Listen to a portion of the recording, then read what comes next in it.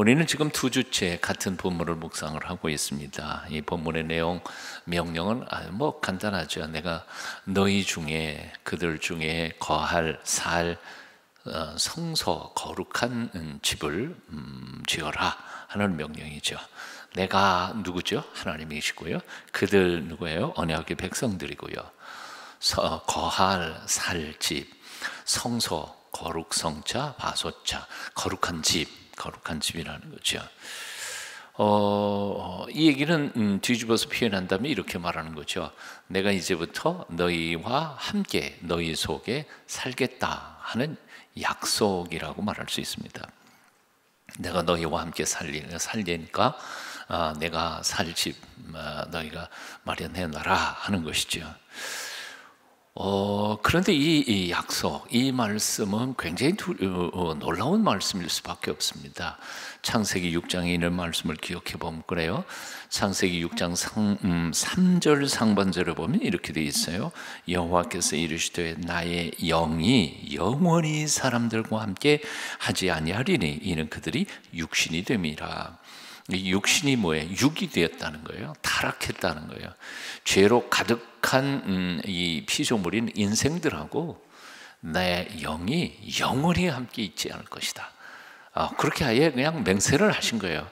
창세기 6장 3절에 보면 나는 결코 이제 죄 지은 인간들하고는 안 살 거다. 딱 결심을 했는데 하나님께서 그 결심을 바꾸신 거예요. 예? 내가 이제부터 너희 속에 살겠다. 그러니까 살 집 마련해. 와, 이게 생각이 얼마나 확 바뀌신 거예요. 이것을 가리켜서 어떤 신학자들은 하나님의 회심이라고 표현을 해요. 회심, 마음을 바꾸신 거예요. 여러분, 회심 누가 해야 돼요? 인간이 해야죠. 죄 지은 인간이 회개하거나 회심을 하는 거지 하나님이 어떻게 회심을 해요? 하나님은 회개하실 게 없으신 분이에요.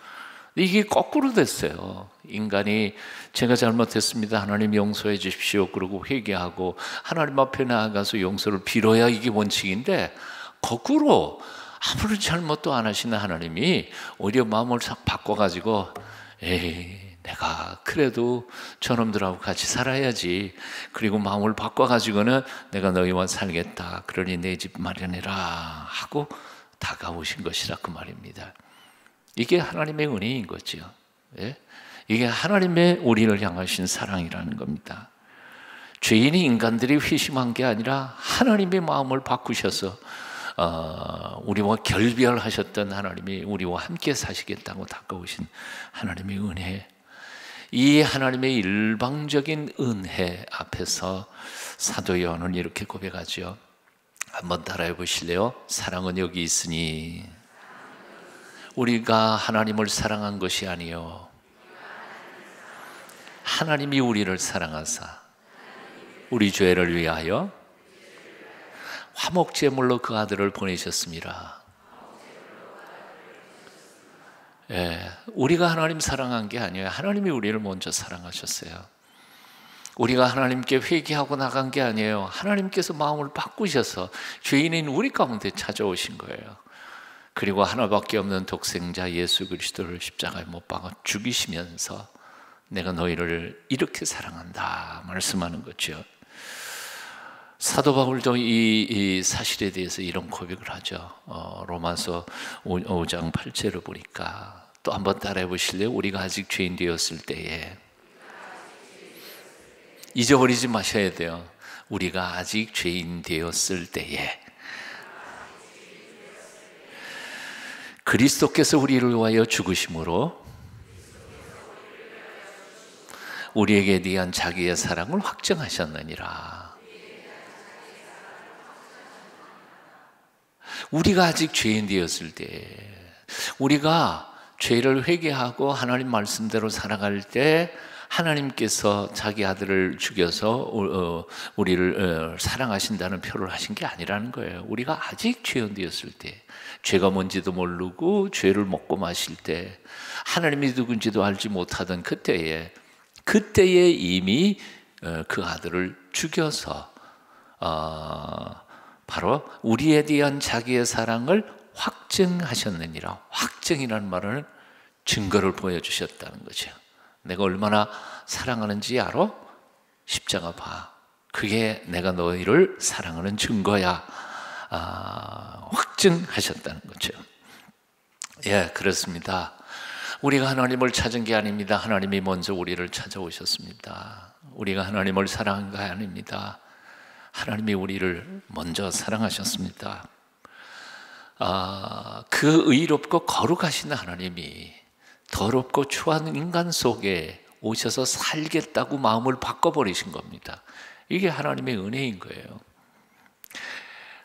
저희 아버님이요, 이제 교회 다니시기 전, 또 신앙생활을 시작하기 전에 담배를 엄청나게 많이 피우셨어요.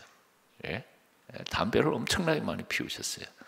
그래서 사실 저도 폐가 조금 약한 게, 우리 어머님도 폐암으로 돌아가신 게 아마 제 개인적인 생각으로는 아마 간접 흡연 때문이었던 것 같다, 그런 생각이 들어요. 예? 너무 많이 피웠으니까. 나 태어날 때부터 그냥 피워 되셨으니까. 당신도 계속 해독기침을 하셨고요. 담배 안 피우는 사람의 담배 피우는 담배 연기 속에서 숨 쉬는 게 여러분 편하실 것 같아요? 어휴, 이건 아주 당장 튀어나오고 싶어요. 요즘 평생 제가 담배를 안 피우고 담배 피우는 곳엔 안 가던 사람이다 보니까요, 세상에 코가 얼마나 예민한지요.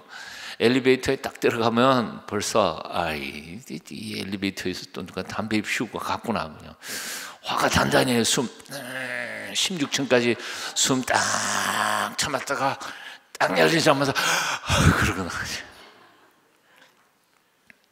죄악의 냄새, 더럽고 추한 죄악의 현장 속에 거룩하고 깨끗하신 하나님이 들어와 함께 사신다는 게 하나님의 입장에서는 얼마나 참을성이 많으셔야 되는 거예요. 유리방어하던 집시 같은 존재, 이스라엘 백성들, 히브리 민족. 유럽에 여행을 다니다가 보면요, 소매치기 하는 사람들이 대부분 누군지 아세요? 집시들이에요. 이 집시들이 뭐 이탈리아도 그렇고 남부 프랑스도 그렇고 가는 곳마다 이 유럽을 돌아다니면서 그냥 얼마나 눈 깜짝할 시에 다 가져가 버리는지요. 네.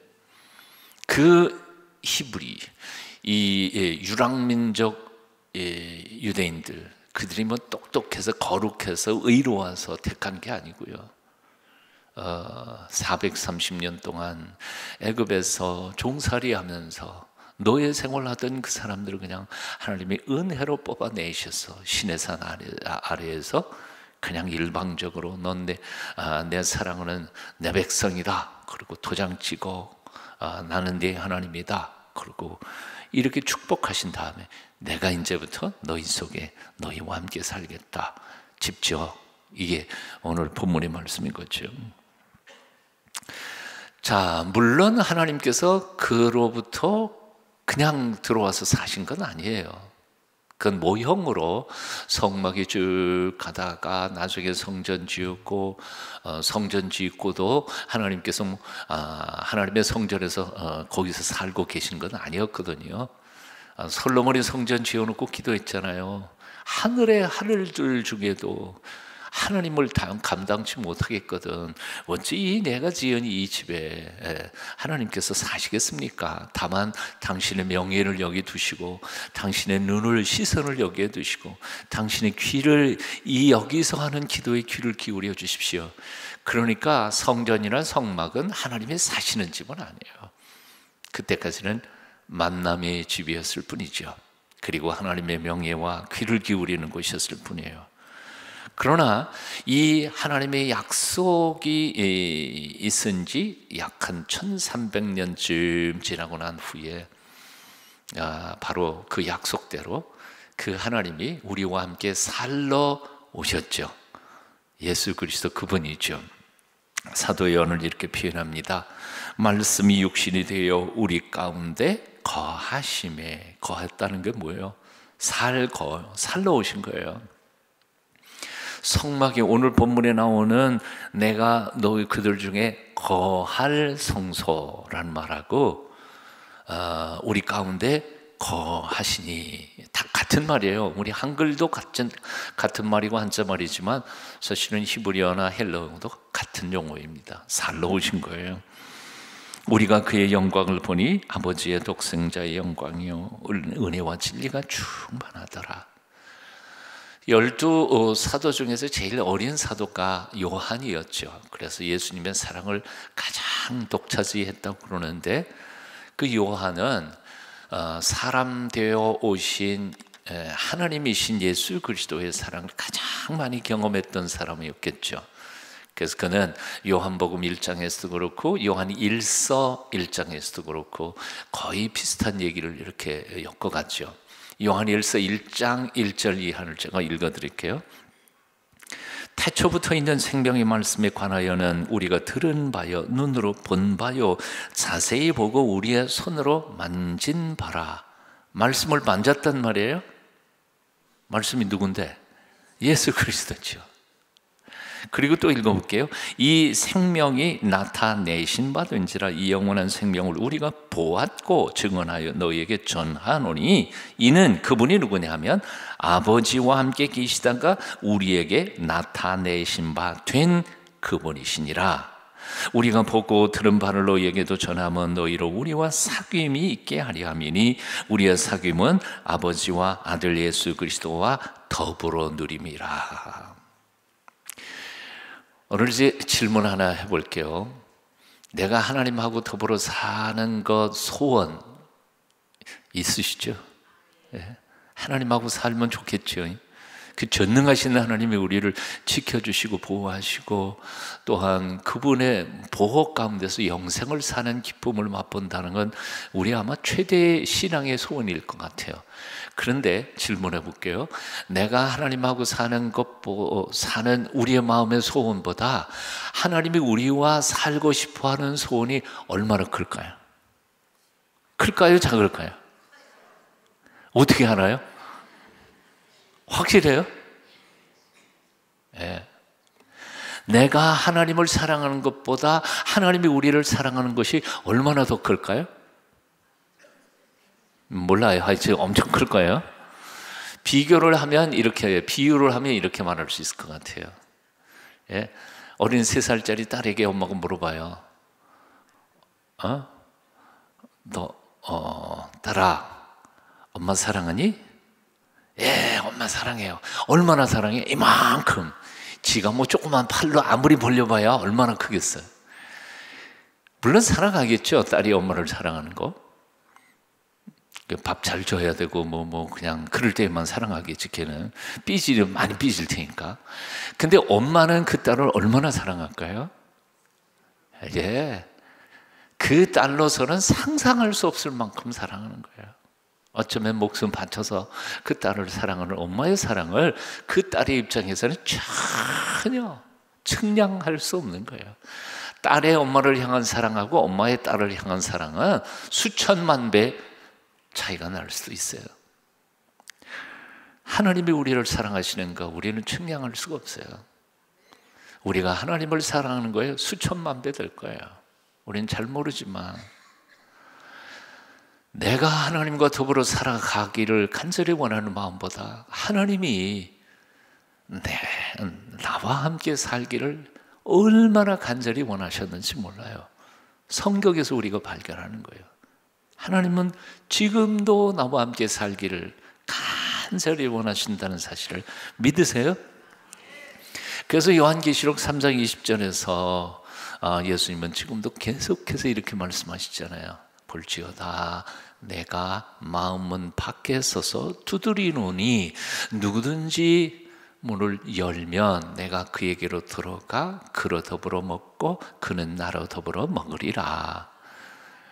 내가 그로 더불어 먹고 그가 나로 더불어 먹는다는 말이 뭐예요? 함께 산다는 거죠. 식구가 뭐예요? 식구가 한솥밥에서 같이 밥 나눠 먹는 게 식구인 거죠. 패밀리예요. 그러니까 예수님께서 내 마음은 밖에 서서 두드리고 계십니다. 난 너하고 같이 살고 싶어. 문 열어줄래?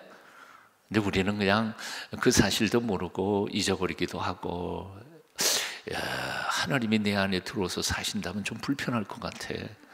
그렇잖아요. 나쁜 짓도 가끔은 하고 나쁜 마음도 생각하고 그러니까 아이고 차라리 이거는 모르시면 좋겠다. 비밀스러운 부분들이 있으니까 그것까지는 그냥 주일날 저 얼굴 보는 걸로 그냥 만족하세요. 나머지는 오지 괜히 비밀을 하시면 터져요. 그러진 않냐. 그렇죠? 사람 되어 오신 예수님, 우리의 마음에 다가오셔서 문을 드리고 계시는 예수님, 그 하나님, 오늘부터 성회수일 오늘 저녁이잖아요. 성회수일부터 시작해서 사순절 기간 동안 40일, 순이 열흘이니까요. 사순이면 40일이에요. 40일 동안 바로 주님께서 걸어가신 우리를 얼마나 사랑하셨는지, 사랑해서 고난받으신 그 길을 묵상하며 죽어가신 그 죽음의 사랑을 기억하며 다시 부활하신 주님의 부활의 감격과 기쁨을 기대하면서 훈련받는 과정이 바로 이 사순절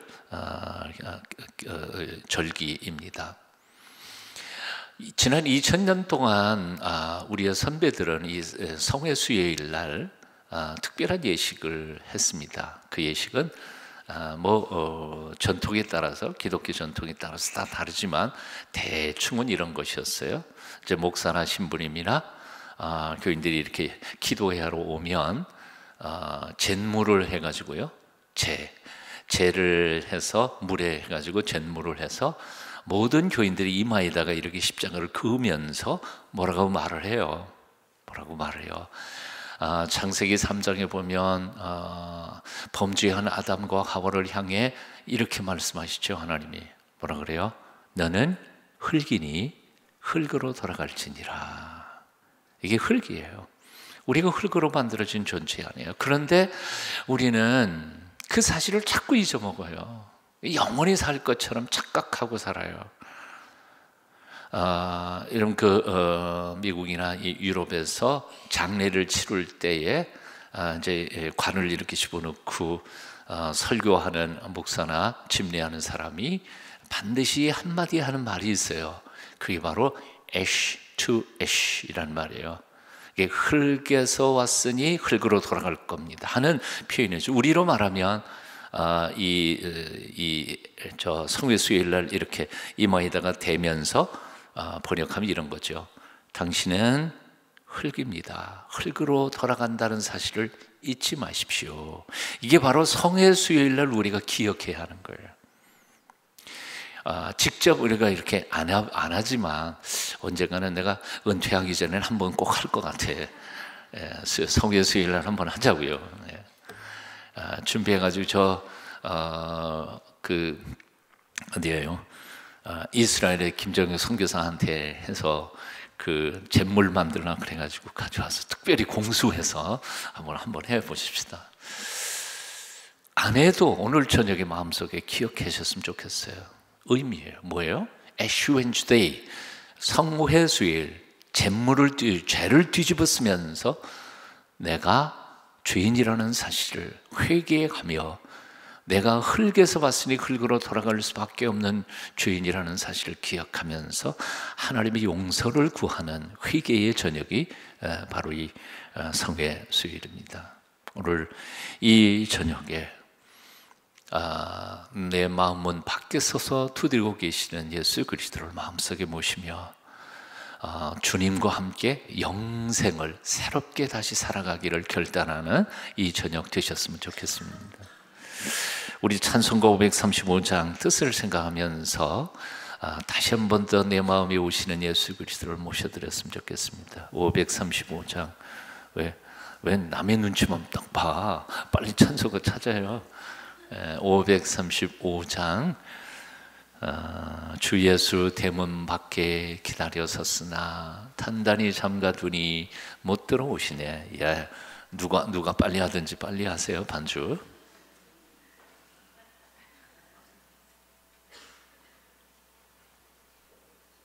예, 돋보기가 없어.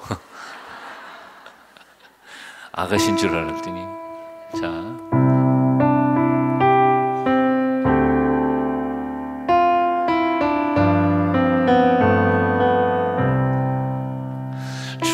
예수 대문 밖에 기다려 섰으나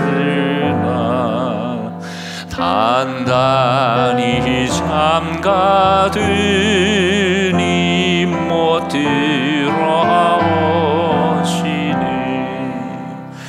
나 주를 믿노라고 그 이름 부르나 문 밖에 세워두니 참나 예수지라. 문 두드리는 소는 못 막힌 선이요 또 가시며 류관인 그 이마 둘렀네. 이처럼 기다리신 참 사랑이로다.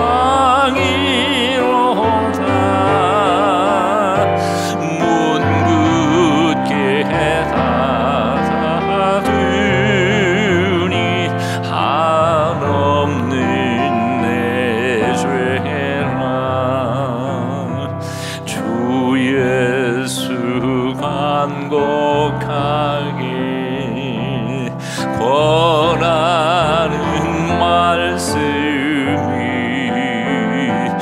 내 죄로 죽은 나를 너밖에 알 수냐. 나 죄를 회개하고 본문을 엽니다. 드셔서 작정하사 떠나지 마소서.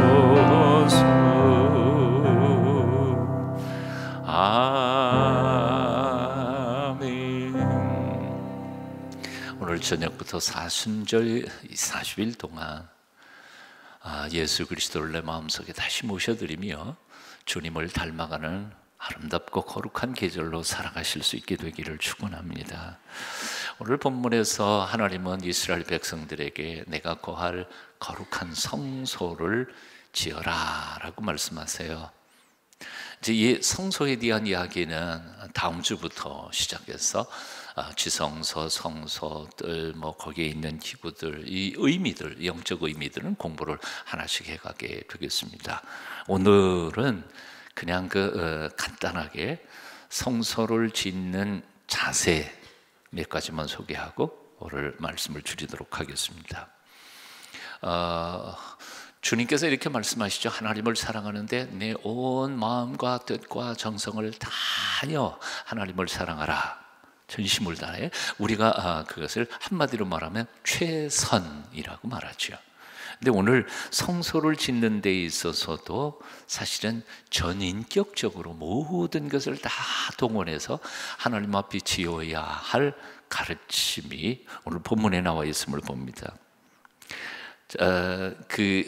라틴어로 한 사람의 인격은 세 종류의 라틴어로 페르소나, person이라고 말하는데요. 한 인격, 한 사람에게는 세 종류의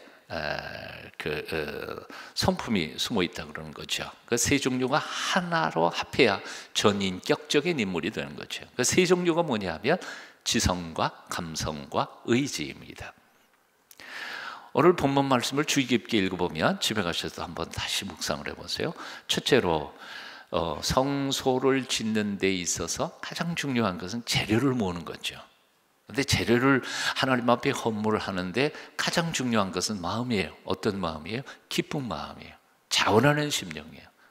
억지로 세금 내는 것처럼 내는 게 아니에요. 기쁨으로 감격해서 드리는 거예요. 이게 감성적으로 감성적으로 기쁘게 드리는 것을 하나님이 흠양하실 만한 제물이 된다는 거지요.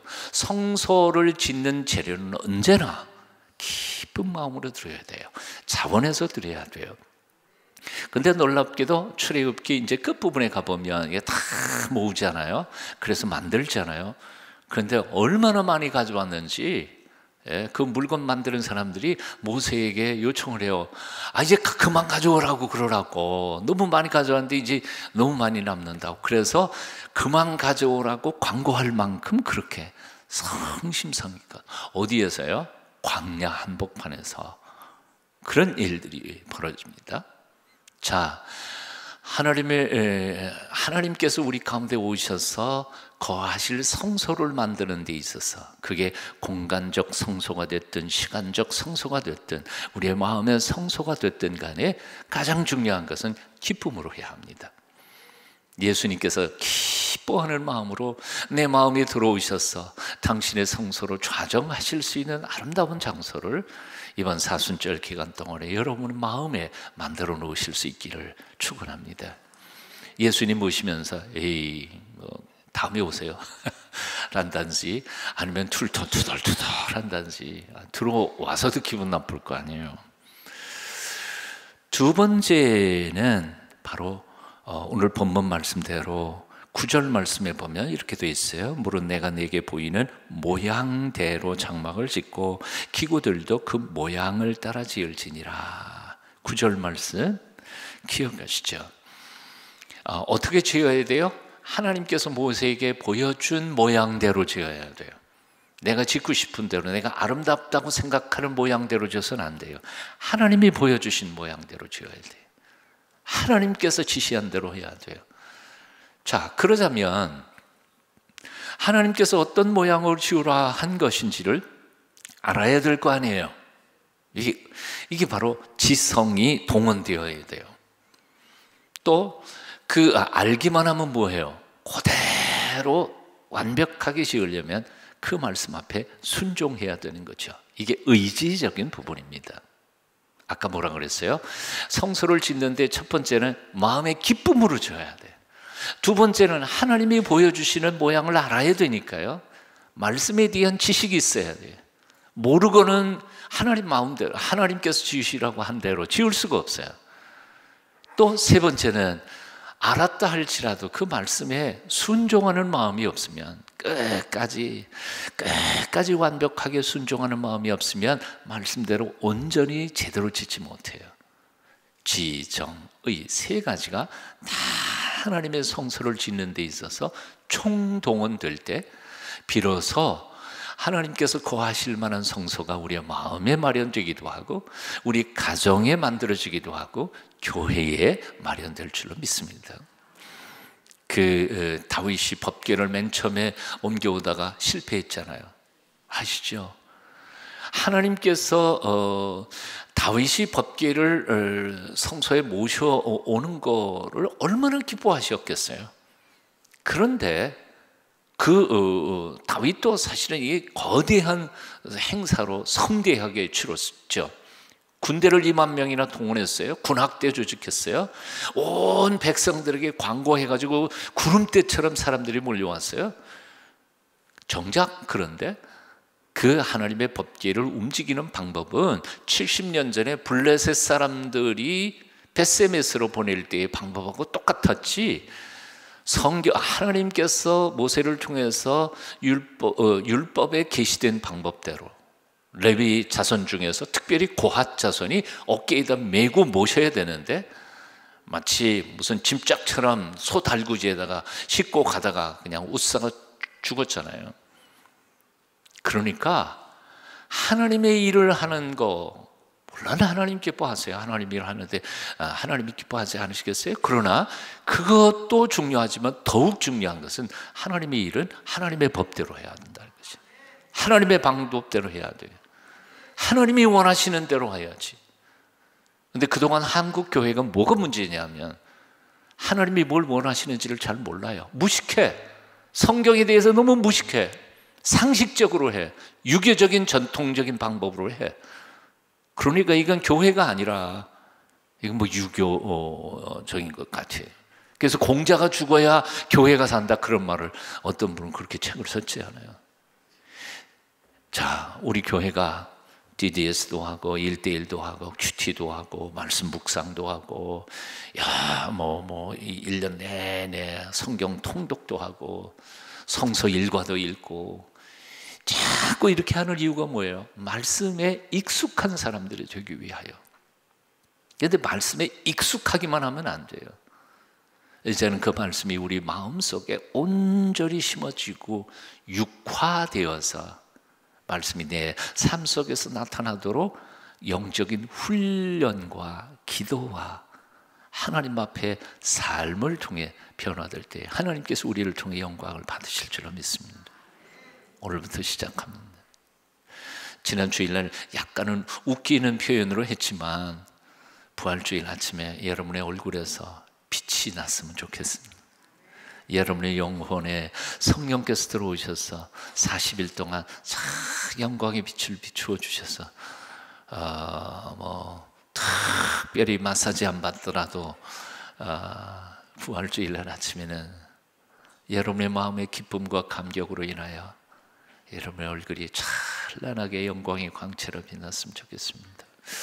옆에 있는 사람 얼굴을 쳐다보시면서 이렇게 마지막 인사하겠습니다. 40일 후에 제 얼굴을 꼭 봐주세요.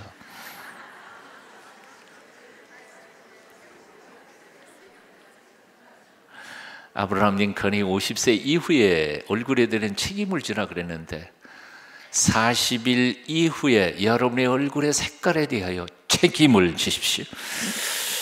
아멘. 우리가 어떻게 책임지겠어요? 성령님이 책임져 주셔야지. 기도하겠습니다. 주님을 찬양합니다. 내가 거할 성소를 마련하라. 명령하신 그 명령 앞에서 이제부터 이 성의 수요를 시작으로 사순절 기간 동안 내 마음에 성소를 마련하기를 원합니다. 나의 가정에 주께서 기쁘게 들어오셔서 당신의 보좌를 설치하시고 내 가정을 하나님의 축복의 동산으로 통치해 주시기를 원합니다.